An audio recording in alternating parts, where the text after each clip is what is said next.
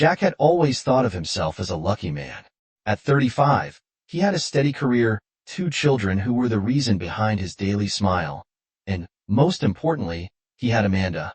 Amanda wasn't just the woman he'd married 10 years ago. She was his partner, his best friend, and his safe haven. From the start of their relationship, Jack trusted her with a blind faith, and that had never given him any reason for doubt. Amanda was the kind of woman who always seemed to have everything under control.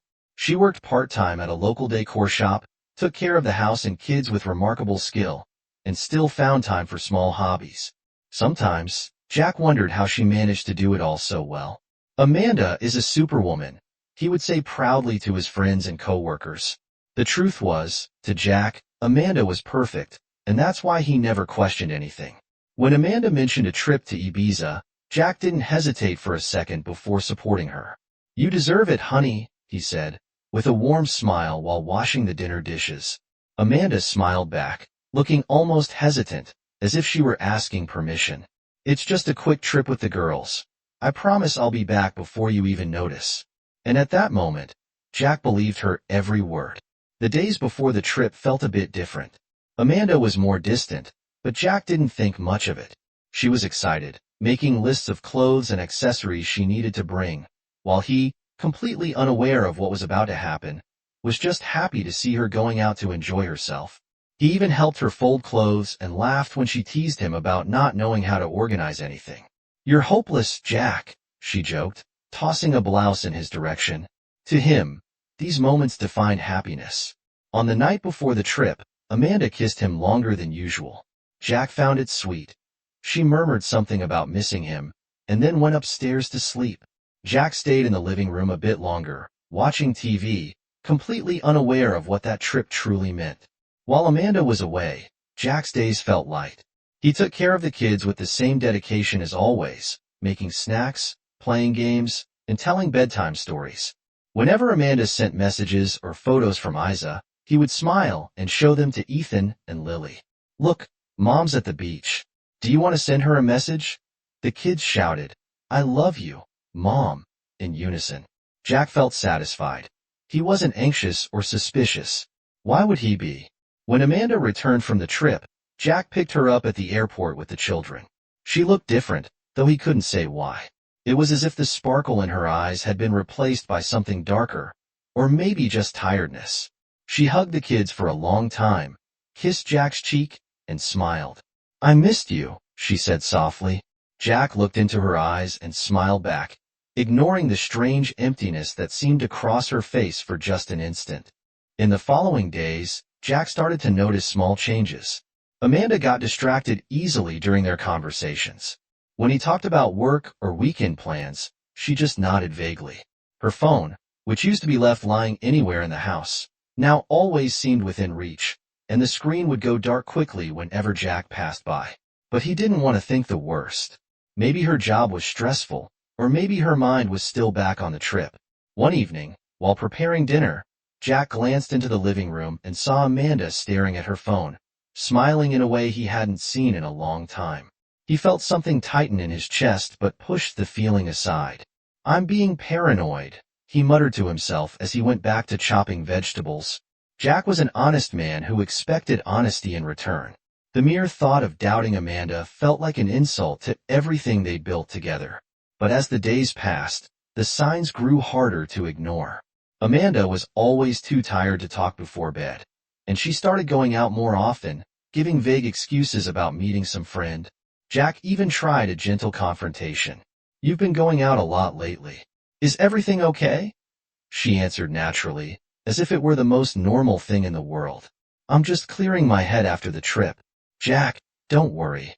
Jack tried to convince himself he was overreacting. Their bond was too strong to be shaken by negative thoughts. After all, they'd been together for 10 years. Amanda was his wife, the mother of his children. There was no room for betrayal in their story, or so he believed. That Saturday morning, Jack sat at the kitchen table, stirring the coffee that had already gone cold. Amanda had left early, saying she had to take care of a few things in town. The kids played in the living room, laughing as they worked on a puzzle. He could hear their laughter, but his mind was elsewhere. Ever since Amanda's return from Ibiza, that unsettling feeling that something was wrong hadn't left him. Her empty smile, her excuses that were starting to sound rehearsed, the phone always close by. Until now, Jack had managed to silence these thoughts. Thoughts with logical excuses. She's just tired, maybe it's a phase, it's all in my head. But that day, something different happened. A notification sound came from a phone on the kitchen counter, not Jack's phone but Amanda's, forgotten there as she rushed out earlier. Jack wasn't the type to go through anyone's personal belongings. He'd never needed to. Their trust had always been solid. But something about that notification caught his attention. The screen lit up for a few seconds, showing a message preview. I hope it was as incredible for you as it was for me. I need to see you again. Jack's blood ran cold. The sender's name was Michael. He picked up the phone, his hands trembling. The message disappeared as the screen locked again. Jack stood there, frozen for a few seconds, staring at the device as if that small object held the power to change everything. Deep down, he knew it did. He pressed the unlock button, but it was password protected. Setting the phone back down, he felt his heart race like never before.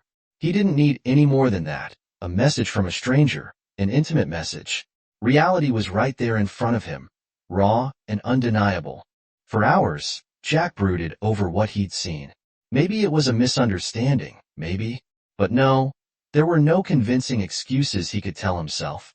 The phone was just another symptom of something he'd already been sensing.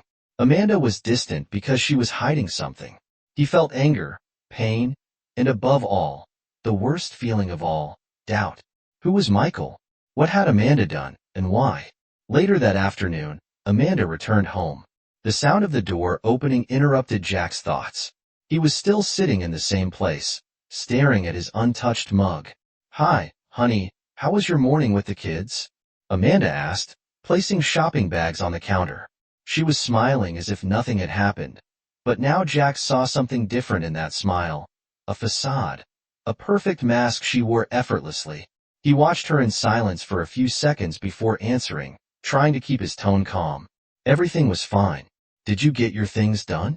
Amanda looked at him slightly surprised by the question, but answered without hesitation. Yes, it was just something silly. I needed to stop by the shop and meet Carol to pick up a few things she owed me.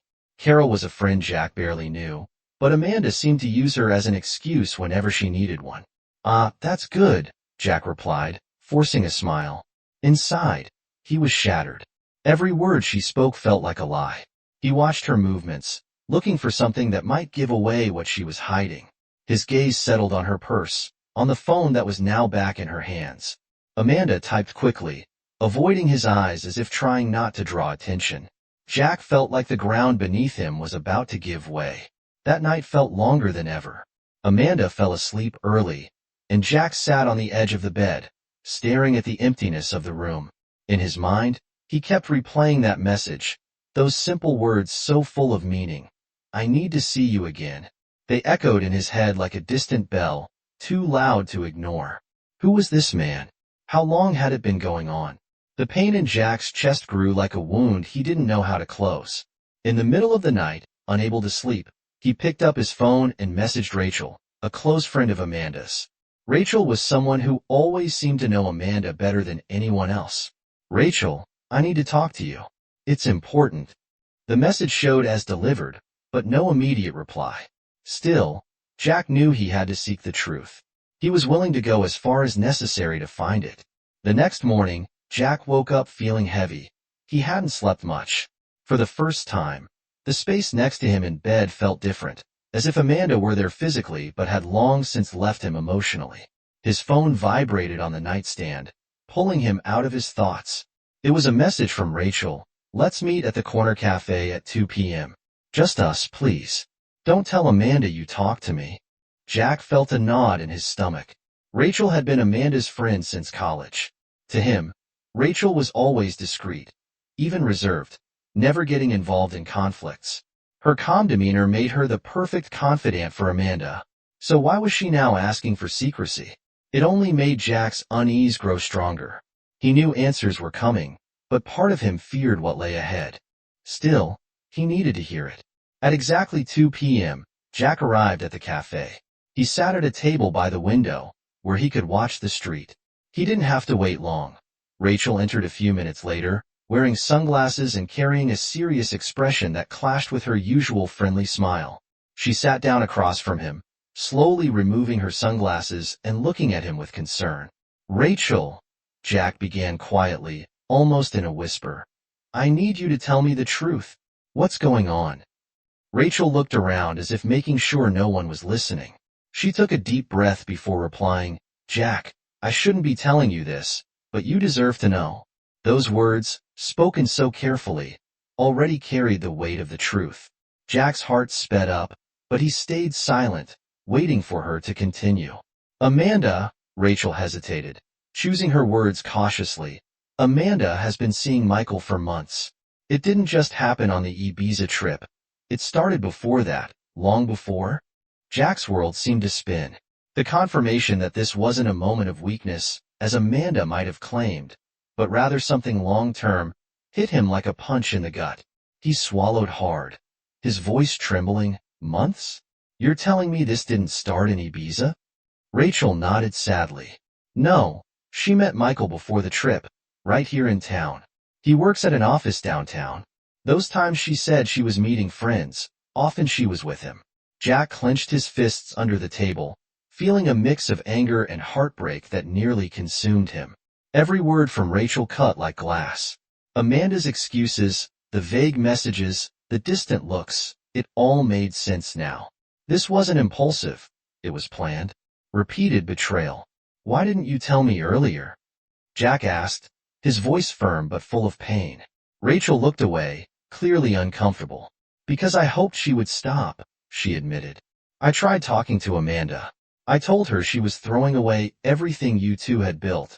But she wouldn't listen." Jack remained silent for a moment. His hands shook beneath the table. He felt so many emotions at once, anger, sadness, betrayal, emptiness, that it was hard to know which was strongest and why. "Now, why tell me this now?" he asked, staring at Rachel intently. She sighed. "Because you deserve to know the truth. Amanda won't stop. She's torn between two lives, and in the end, someone's going to get hurt."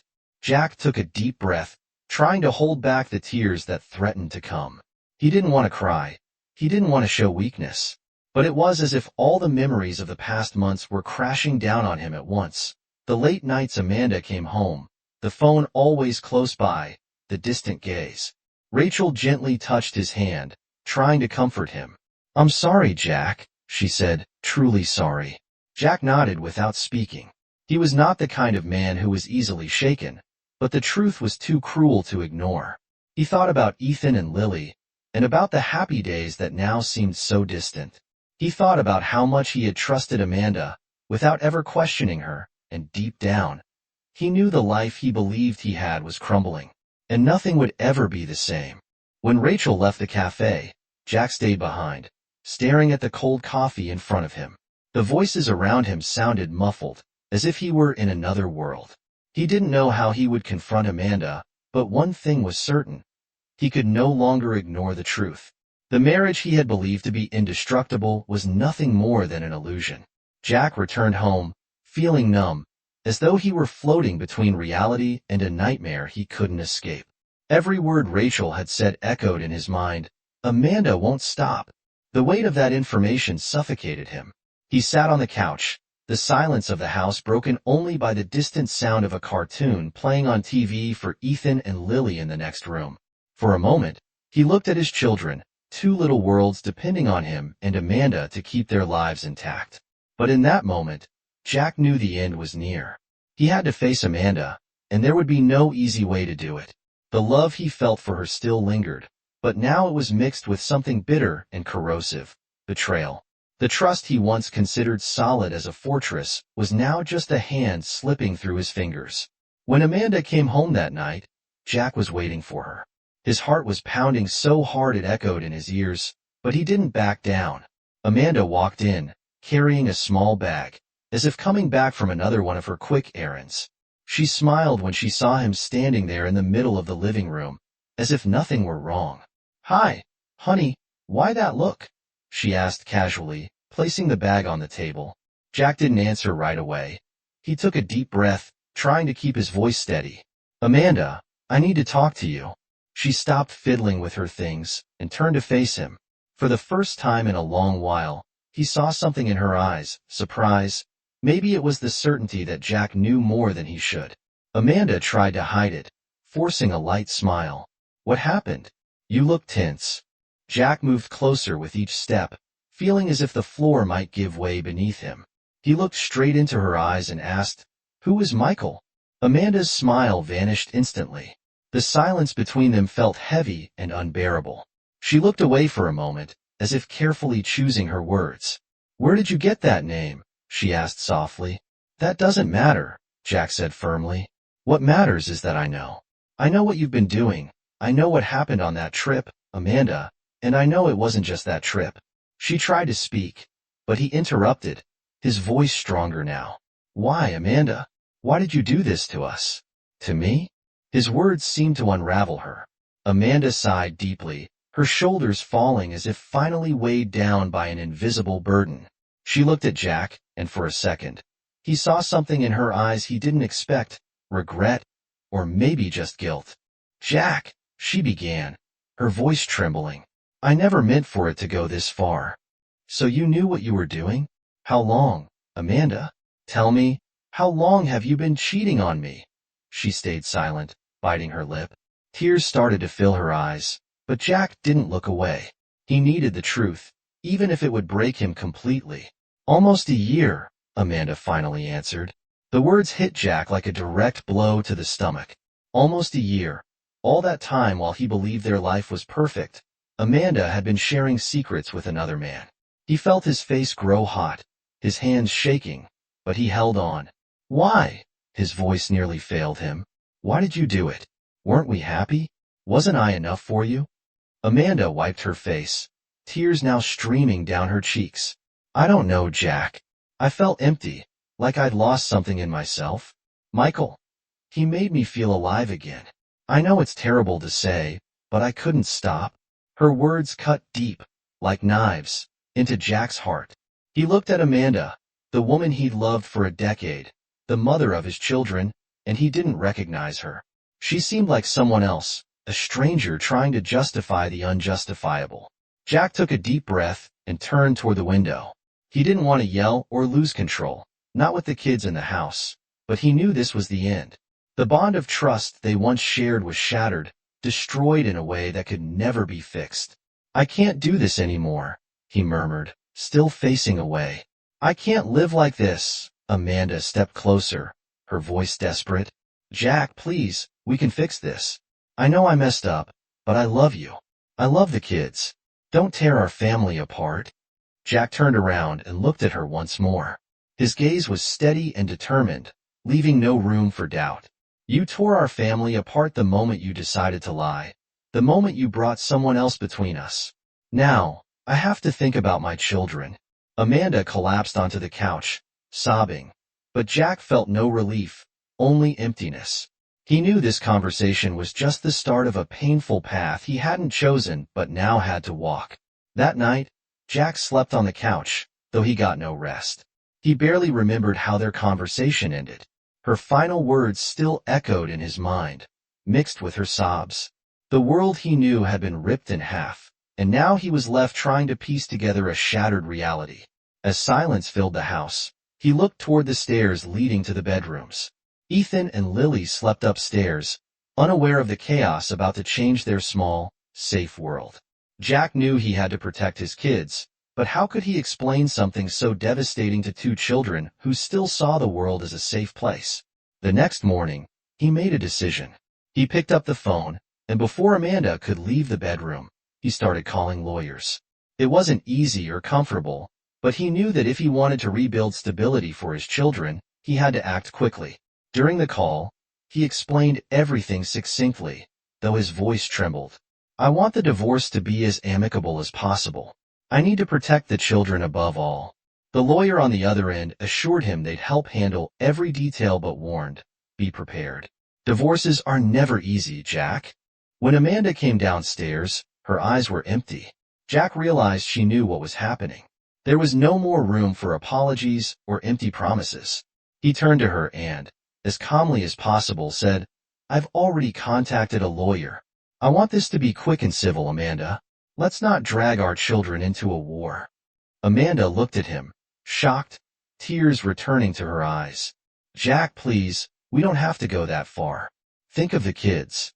He raised his hand to stop her, his voice firm. "I am thinking about them. That's exactly why I have to do this." She said nothing more, just nodded, defeated, and went back upstairs. Jack felt the weight of that exchange, but he knew that as painful as it was the only path he could take. The following days were painful. Amanda cried constantly, trying to convince him they could still save the marriage. Jack, though shaken, stayed firm. He could no longer look at Amanda without feeling the weight of her betrayal. She was no longer the woman he thought he knew, and that reality tore him apart with every moment. One of the hardest parts came when he had to sit down with Ethan and Lily to explain the situation. He waited until the weekend, when Amanda left to meet her own lawyer, and then he sat on the living room floor, calling the kids over. Ethan, always curious, was the first to sense something was wrong. "Dad, why do you look so sad?" he asked, holding his father's hand with innocent eyes. Jack took a deep breath, trying to find the right words for them. "My loves, your mom and I have been going through some hard times, and we've decided we're going to live in separate houses." Lily looked at him, confused, while Ethan frowned. "You won't live together anymore? Why?" Ethan asked, his voice filled with sadness. Jack held both their hands, trying not to cry. "Sometimes things change between people, but one thing will never change. Both of us love you very much.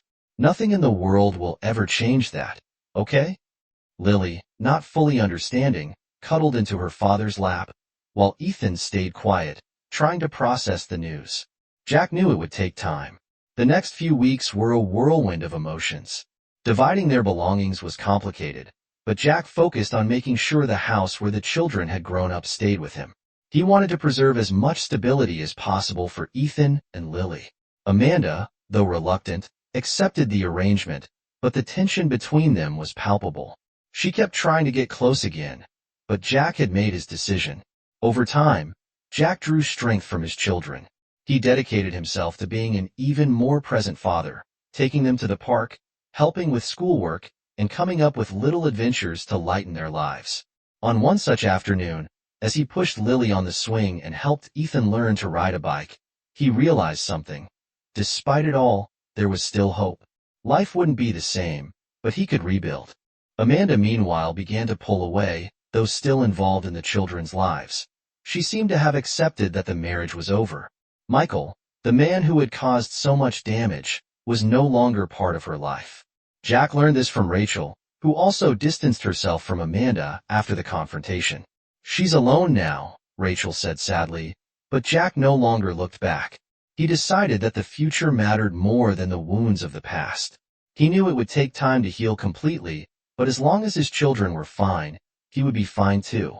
The pain of betrayal was still a shadow in his life, but now he could see a light at the end of the tunnel, the certainty that even after the worst, it was possible to start over.